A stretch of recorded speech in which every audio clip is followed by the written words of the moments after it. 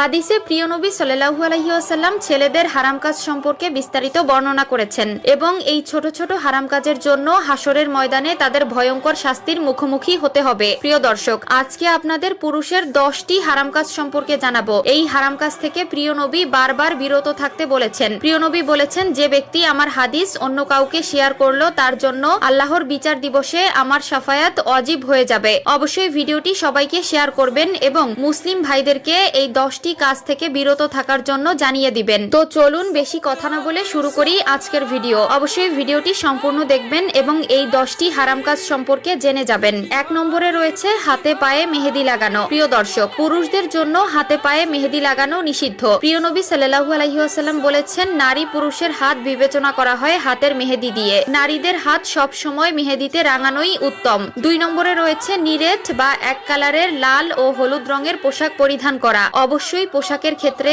এই বিষয়ে সতর্ক থাকবেন। 3 নম্বরে রয়েছে ফ্যাশনের জন্য নাক কান ফোরানো। আজকাল অনেক ছেলেদেরকে দেখা যায় নাক কান ফোরানোর মাধ্যমে নিজেকে স্মার্ট দাবি করে, যা ইসলামে একদম নিষিদ্ধ ও পুরুষদের জন্য হারাম কাজ। অবশ্যই এ বিষয়ে সতর্ক থাকবেন। 4 নম্বরে রয়েছে প্রাপ্ত বয়স্কদের হাফ প্যান্ট পরা। হাফ প্যান্ট বলতে হাঁটুর উপরের কাপড়কে বোঝানো হয়েছে। 5 নম্বরে রয়েছে চুল দাড়িতে কালো রং করা। প্রিয় দর্শক, আজকাল অনেক পুরুষদেরকে দেখা যায় চুলে দাড়িতে কালার করতে, যা ইসলামে একদম নিষিদ্ধ ও হারাম কাজ। বয়সের সাথে সাথে চুল দাড়ি সাদা হয়ে যাবে, এটাই প্রকৃতির নিয়ম। কিন্তু প্রকৃতির এই নিয়মকে তুচ্ছ করে নিজেকে অন্য রূপে বানানো ইসলামে জায়েজ নয়। অবশ্যই এ বিষয়ে সতর্ক থাকবেন। 6 নম্বরে রয়েছে স্বর্ণ ব্যবহার করা। পুরুষদের জন্য স্বর্ণ ব্যবহার করা জায়েজ নয়। অবশ্যই এ বিষয়ে সতর্ক থাকবেন এবং এই হারাম কাজ থেকে নিজেকে বিরত রাখবেন। 7 নম্বরে রয়েছে টাকনুর নিচে প্যান্ট পরা অথবা জুব্বা পরিধান করা। 8 নম্বরে রয়েছে সিল্কের কাপড় পরিধান করা। প্রিয় দর্শক, আরো একবার বলেছিলাম, পোশাকের ক্ষেত্রে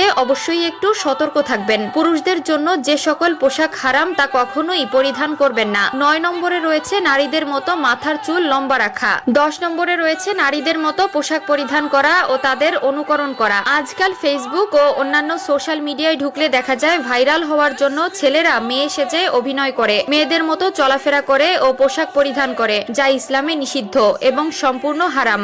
এই সকল লোক কখনোই আল্লাহর নবীর শাফায়াত পাবে না। আল্লাহ পুরুষকে পুরুষের মর্যাদা দিয়েছে এবং নারীকে নারীর মর্যাদা দিয়েছে। তাই আল্লাহ যাকে যেমন বানিয়েছে তাতেই শুকরিয়া করা উচিত। আল্লাহ আমাদের সবাইকে সঠিক বুঝ দান করুক, আমিন।